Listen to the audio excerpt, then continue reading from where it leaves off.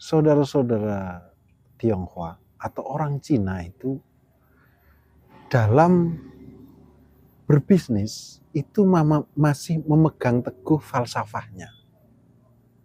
Banyak falsafah-falsafah Cina yang keren-keren itu yang saya tidak hafal itu. Falsafahnya keren-keren, ada yang salah satunya air mengalir dari tempat yang tinggi ke tempat yang rendah. Terus jangan memaksakan mengikuti aliran semesta, mengikuti aliran air, ada yang masih banyak lagi. Ternyata mereka itu masih memegang falsafahnya yang di situ diterapkan kalau dalam sebuah perusahaan itu menjadi terinsert dalam visi misi, sehingga nanti tercermin dalam sistemnya, termasuk dalam SOP-nya ketika dia menjalankan bisnisnya. Falsafahnya dia dipegang teguh. Assalamualaikum warahmatullahi wabarakatuh. Berjumpa kembali dengan saya, Cak Sindu. Nah, yang sekarang ini coba kita mengulik. Mari belajar menjadi sukses dari saudara-saudara Tionghoa. Oke, belajar menjadi sukses dari saudara-saudara yang Cina, Tionghoa ya. Kenapa? Perlu kita belajar ke orang-orang Tionghoa. Memang saya belum pernah tinggal di negara Cina, tapi paling tidak saya mengamati saudara-saudara kita yang Tionghoa ketika menekuni bisnis. Kenapa punya kecenderungan ketika contoh di negara kita ya, saudara-saudara kita itu punya kecenderungan berhasil dalam berbisnis. Ada satu hal yang saya garis bawahi di sini.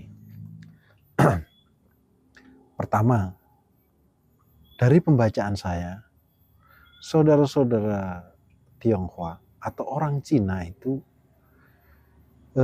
dalam berbisnis itu masih memegang teguh falsafahnya. Banyak falsafah-falsafah Cina yang keren-keren itu yang saya tidak hafal itu. Falsafahnya keren-keren, ada yang salah satunya yang saya tahu itu air mengalir dari tempat yang tinggi ke tempat yang rendah. Terus jangan memaksakan mengikuti aliran semesta, mengikuti aliran air, ada yang masih banyak lagi. Dan itu pembacaan saya ketika saya bertanya-tanya ya, dan saya membaca. Ternyata mereka itu masih memegang falsafahnya yang di situ diterapkan kalau dalam sebuah perusahaan itu menjadi terinsert dalam visi misi, sehingga nanti tercermin dalam sistemnya, termasuk dalam SOP-nya ketika dia menjalankan bisnisnya. Falsafahnya dia dipegang teguh. Nah, di Indonesia, di Nusantara, sebenarnya kita tidak kalah kalau secara falsafah, tapi sayangnya itu tidak dipegang teguh. Seolah-olah itu menjadi hal yang berbeda. Nah, pembacaan saya begini, kenapa saudara-saudara Tionghoa itu lebih kokoh, lebih tangguh? Karena dalam situasi apapun, itu situasi bisnis sedang naik, sedang turun, dia masih berpatokan memegang teguh falsafahnya. Itu yang tercermin terhadap pergaulan, jejaringnya, terus gaya bekerja samanya, saling sengkuyungnya antara sesama Tionghoanya. Bahkan ketika bekerja sama dengan etnis yang lain, mereka masih memegang teguh falsafahnya, sehingga mereka betul-betul kokoh, mereka betul-betul tangguh. Itu dari sudut pandang ini yang saya baca ya. Selain ya memang kalau kita buka usaha, memang bagaimana kaidah-kaidah bisnis, bagaimana mempertahankannya, itu memang harus harus dipahami. Nah, kalau saya ini orang desa, kebetulan kalau saya membaca orang-orang yang ada di desa saya, itu ketika buka usaha misalnya tidak berhasil. Oh, aku buka usaha ini tidak berhasil, berhenti, buka usaha yang lain. Bertanya ke sana, konsultasi ke sana, buka usaha yang lain, buka lagi usaha yang lain, buka usaha yang lain. Jadi tidak pernah satu titik, selalu berubah-ubah. Nah, kalau saya bandingkan dengan saudara-saudara kita yang di Tionghoa, biasanya gini. Contohnya misalnya jualan. Kalau saudara-saudara Tionghoa itu sudah memutuskan, saya mau buka usaha atau saya jual kue, dimanapun, kalau bisa memang cari tempat yang strategis secara ideal ya. Tapi dimanapun, kalau dia sudah memutuskan jualan kue, ya sudah, ya jualan kue. Mau sepi pembeli, dia tetap jualan kue. Mau rame pembeli, tetap jualan kue, justru bisa jualannya itu dikembangkan. Sepi tetap bertahan sampai dia memang ya penjual kue yang sukses nantinya. Nah, kelemahan di kita ini, daya tahan ini loh yang tidak kita kurang memiliki. Berarti mental, berarti mindset berpikir kita. Kenapa? Ya, karena kita tidak memegang teguh falsafahnya itu. Kalau di Cina misalnya, orang-orang saudara-saudara kita Tionghoa itu, kalau kita sudah buka usaha, sudah tekuni ini, cinta ini, sudah sampai seberapa dia bertahan, sampai seberapa dia mampu mempertahankan usahanya ini hingga sukses. Jadi bukan sekedar tidak serta-merta dibatasi oleh waktu ya. Misalnya, tak nyoba bertahan sekian bulan atau bertahan sekian tahun, kalau sudah sekian tahun sudah maksimal, tidak beralih ke yang lain. Enggak. Yang saya baca gini, kalau di saudara-saudara Tionghoa itu,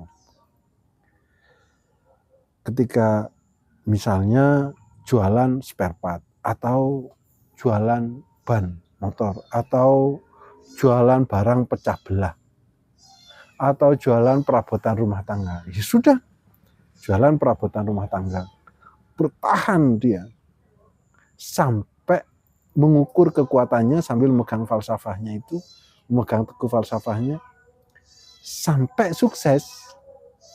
Berarti bukan waktu. Kalau waktunya panjang, suksesnya ya sampai sukses. Makanya sukses. Karena bertahannya itu adalah saya berjualan ini sudah seberapa mampu, dan sambil berupaya saya akan mempertahankan jualan perabotan rumah tangga ini sampai sukses. Sehingga saudara-saudara kita Tionghoa itu mesti sukses karena bertahannya sampai seberapa mampu bertahan sampai sukses, dia akan berusaha terus bertahan. Nah, kalau misalnya seperti yang kita ketahui ya, kalau misalnya di antara bertahan ini masih punya kelemahan apa, ini saling sengkuyung ini antara keluarganya, saudaranya, yang lain gitu ya. Nah, sebenarnya kalau kita punya prinsip di sini, ini kaitannya kan dengan kekokohan mental. Nah, kekokohan mental itu tidak mungkin ditemui kalau kita tidak punya prinsip. Tidak punya prinsip. Nah, prinsip itu hadirnya kan berangkat dari idealisme. Nah, idealisme itu bagaimana kita mampu punya idealisme kalau kita tidak punya wawasan tentang usaha itu, atau wawasan tentang menjalankan kehidupan itu, atau kalau kita tidak megang falsafahnya. Contoh misalnya yang ada di Indonesia ya, saudara kita yang di Papua punya falsafahnya sendiri, Jawa punya falsafahnya, di Sunda punya falsafah, di masing-masing daerah kita punya falsafah masing-masing. Kalau falsafah ini kita pegang dan itu kita aplikasikan dalam bentuk bisnis dan dipegang teguh, maka bukan tidak mungkin, semuanya serba mungkin akan berhasil. Tinggal daya tahan itu tadi. Contoh misalnya, kalau kita belajar, ada kadang kita, wah saya belajar dengan cara membaca buku misalnya. Saya membaca buku tidak bisa memahami berarti saya tidak membaca. Saya itu tidak tidak kayak teman saya. Kalau teman saya membaca satu kali saja sudah langsung paham. Bahkan ada yang membaca sekian halaman itu sudah mampu menerka halaman-halaman yang lain. Atau baca judulnya saja itu sudah mampu menerka isinya seperti apa. Atau cuman baca daftar isinya saja sudah akan mampu menerka isi buku itu akan seperti apa. Ada yang seperti itu. Terus kalau kita, oh saya nggak bisa, wah berarti saya nggak membaca. Nah, karena kita nggak memegang falsafah gini. Saya akan terus membaca sampai saya paham. Misalnya gitu ya. Atau saya akan terus membaca walaupun saya tidak paham sekarang. Gitu. Saya akan terus membaca, yang tadi ya, ada yang saya akan terus membaca sampai saya paham. Yang pertama. Saya akan terus membaca walaupun saya tidak paham sekarang.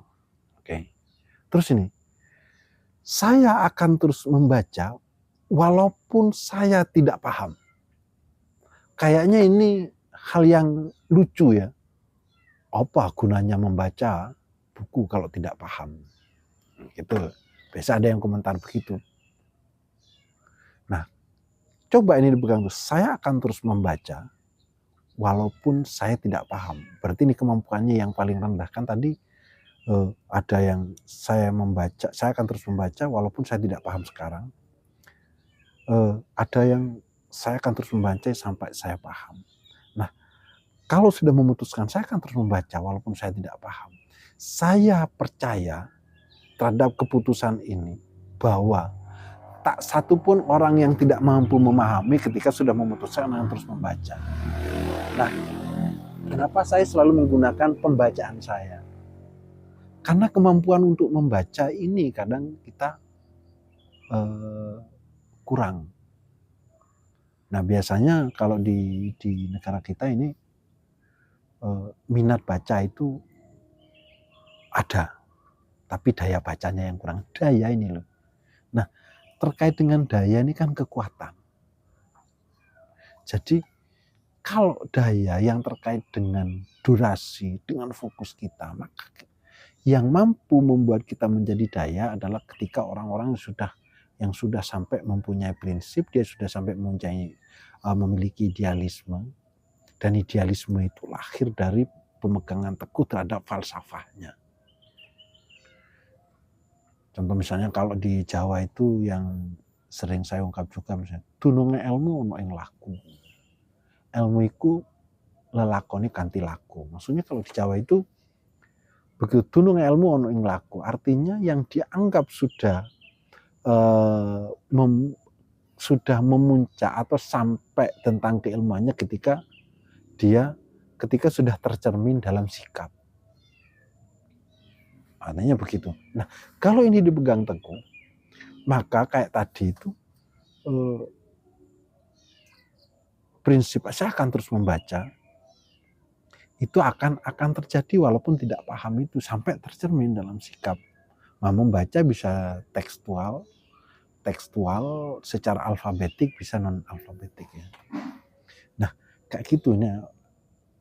Saya melihatnya, saya masuk dari pintu ini ketika belajar sukses dari saudara-saudara di Tionghoa itu.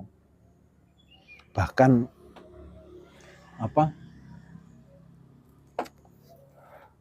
cara memasarkan saja ada prinsip-prinsip dari saudara-saudara kita di Tionghoa itu yang dipegang teguh, yang menganut falsafahnya. Ada yang teknik pemasaran yang tidak disebarluaskan, bahkan tidak boleh diketahui orang lain kecuali orang-orang Tionghoa sendiri. Nah, bagi kita jangan dianggap ini tertutup, ini medit, bukan begitu ya. Tapi karena itu pun memegang falsafahnya, karena orang lain belum tentu mau memegang falsafah itu. Nah, Bagi saya ini penting, saudara-saudara. Artinya apa? Kita belajar pada siapa saja ya. Banyak mungkin di luar sana yang di luar sepengetahuan saya, banyak yang layak, yang bisa kita jadikan referensi untuk kita jadikan tempat pembelajaran. Tapi yang terdekat ini kalau kita di Indonesia, yang dekat sering kita temui dalam keseharian kan saudara-saudara Tionghoa, yang memang rata-rata kalau mereka berbisnis itu sukses. Nah, kadang kita itu melihat suksesnya saja, tapi bagaimana ini prinsip dasarnya ini kadang kita tidak mau belajar sampai ke sana. Ya cuman pokoknya usaha, ini kaidah-kaidah bisnis seperti ini, cuman secara teoritik, secara sistem ini. Tapi kenapa kok masih kalah pada mereka? Ya karena ada satu hal yang tidak dipegang teguh, ini ada falsafahnya. Ya kayak itu tadi salah satunya. Kenapa orang Cina, saudara-saudara kita Tionghoa kalau punya bisnis kok sukses? Karena salah satu prinsip dasar yang dipegang teguh adalah kalau jual kopi, sudah jual kopi. Ketika hari pertama belum ada yang beli, bahkan minggu pertama belum ada yang beli, bulan pertama belum ada yang beli, bulan berikutnya belum ada yang beli, dia terus bertahan jual kopi sampai sukses menjadi seorang penjual kopi. Jadi di situ sampai sukses, sehingga sukses mesti. Nah, pemetaannya ini, kalau misalnya di Malang banyak ini kafe-kafe menjamur. Kafe-kafe menjamur. Di situ ada pembacaan saya di beberapa kafe. Ada yang masih tetap, tapi pemiliknya sudah berganti.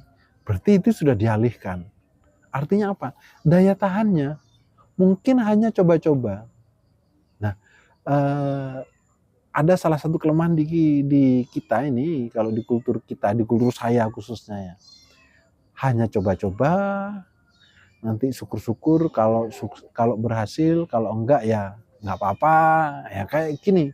Tapi kalau di saudara-saudara Tionghoa itu nggak pernah coba-coba, kalau itu sudah dipilih, maka itulah profesinya.